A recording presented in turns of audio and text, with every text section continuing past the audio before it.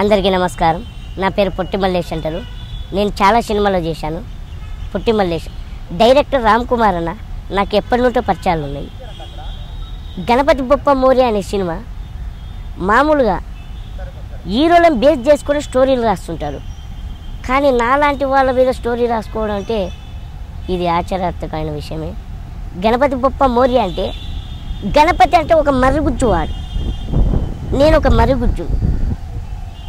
ఈ సినిమాకు మెయిన్గా లీడ్ నేనంటే అసలు నమ్మడానికి కూడా లేదు.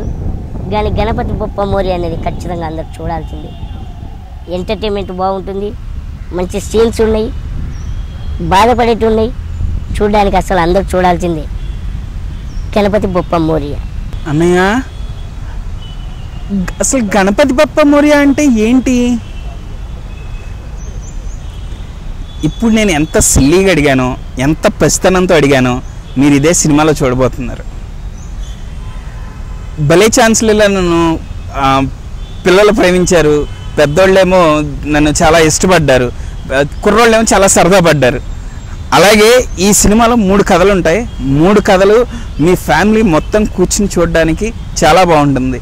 భలే ఛాన్స్ లేని ఎంత బాగా ఎంజాయ్ చేస్తారో ఫ్యామిలీ అంతా కూర్చుని ఈ సినిమాను కూడా అంతే బాగా ఎంజాయ్ చేస్తారు. హాయ్, నా పేరు శ్రీనాథ్. గణపతి బొప్ప మోరియా అనే మూవీలో హీరోగా యాక్ట్ చేశాను. అమ్మాయి వెంటపడి తిరిగే కుర్రాడి క్యారెక్టర్లో యాక్ట్ చేశాను. ఇది సున్నితమైన ప్రేమ కథ, చాలా కొత్తగా ఉంటుంది. అంటే లవ్ స్టోరీ అంటే పాతాళ భైరవి నుంచి లవ్ స్టోరీ సినిమాలు వస్తూనే ఉంటాయి, కానీ ప్రతి సినిమాలోనూ ఏదో ఒక కొత్త పాయింట్ ఉంటుంది. ఈ సినిమాల్లో కూడా ఒక సున్నితమైన అంశం అనేది ఉంటుంది. ఆ ప్రేమ కథ అది ఎంత బాగుంటుంది అనేది మీరు స్క్రీన్ మీద చూడాలి. మేము చేసిన ఈ మొదటి ప్రయత్నాన్ని మీరు ఆదరిస్తారని కోరుతున్నాను.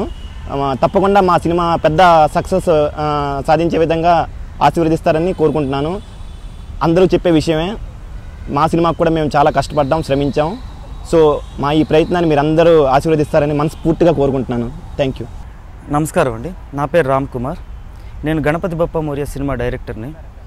మా సినిమాని సెప్టెంబర్ 6వ తేదీ రిలీజ్ చేద్దామని ముందు ప్లాన్ చేసుకున్నాము. ఒక పెద్ద సినిమా పోస్ట్పోన్ అవడంతో మేము 5వ తేదీకి ప్రీపోన్ చేసుకున్నాము.